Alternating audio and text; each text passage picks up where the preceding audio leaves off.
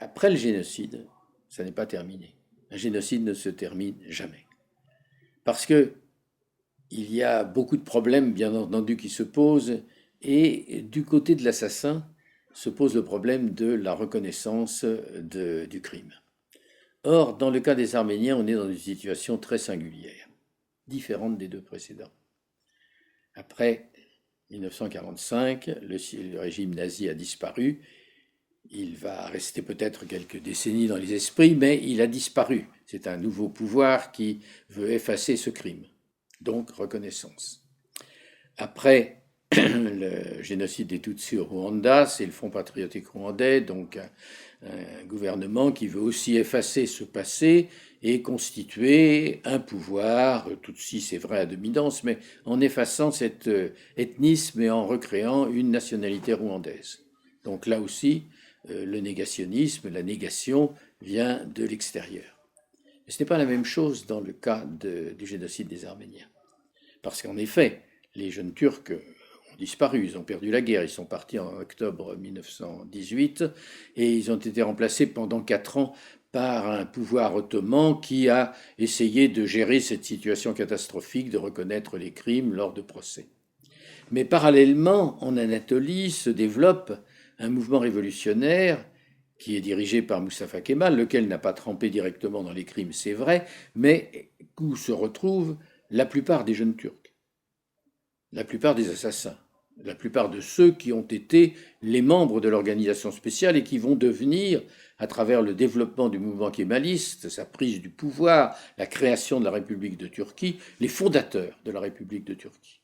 On peut donc, et ce n'est pas moi qui le dis, ce sont les historiens turcs de la société civile qui le reconnaissent actuellement, qui l'établissent actuellement, la République de Turquie est fondée sur le génocide des Arméniens.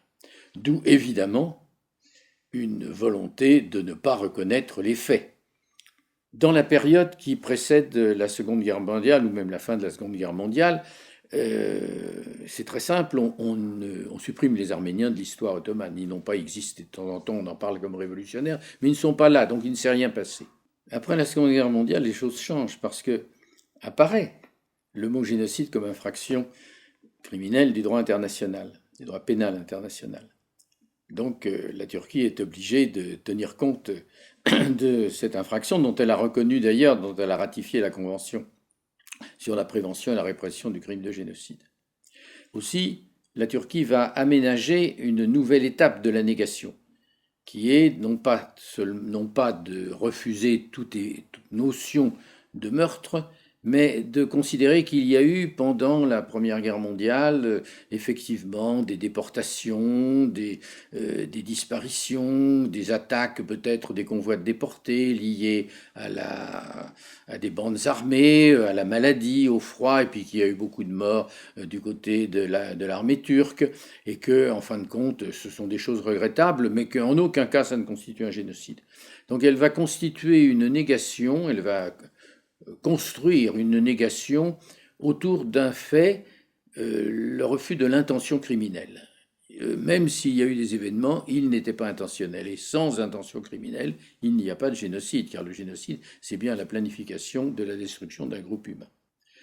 Donc on va avoir des épisodes multiples au plan diplomatique, économique, politique, avec des arrestations à l'intérieur de la Turquie, des menaces diplomatiques, des pressions économiques sur les pays qui veulent reconnaître le génocide des Arméniens, une problématique qui n'a pas cessé et qui s'enfle en quelque sorte avec l'avènement de l'AKP, c'est-à-dire du pouvoir Erdogan, et qui prend justement une teinte un peu particulière puisque ce pouvoir de Turquie, qui était d'abord un pouvoir non religieux, devient de plus en plus un pouvoir islamique et se plonge dans les questions dramatiques qui agitent actuellement le Moyen-Orient.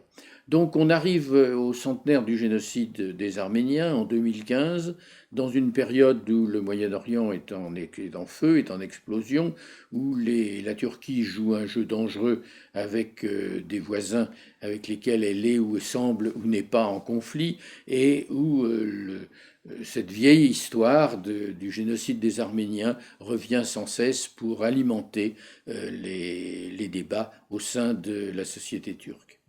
Alors, du côté de la diaspora arménienne, il y a d'une part bien entendu toujours la même volonté de reconnaître les événements, volonté qui ne peut pas diminuer puisque les travaux des historiens sont de plus en plus précis, puisque les historiens turcs de la société civile ont des documents, maintenant travaillent sur des documents et non seulement établissent la réalité des faits et des drames, et établissent effectivement que ce massacre a été planifié et prémédité, mais et d'autre part, ils soulignent un point qui n'avait pas été vraiment souligné dans la revendication arménienne, qui est celui des réparations.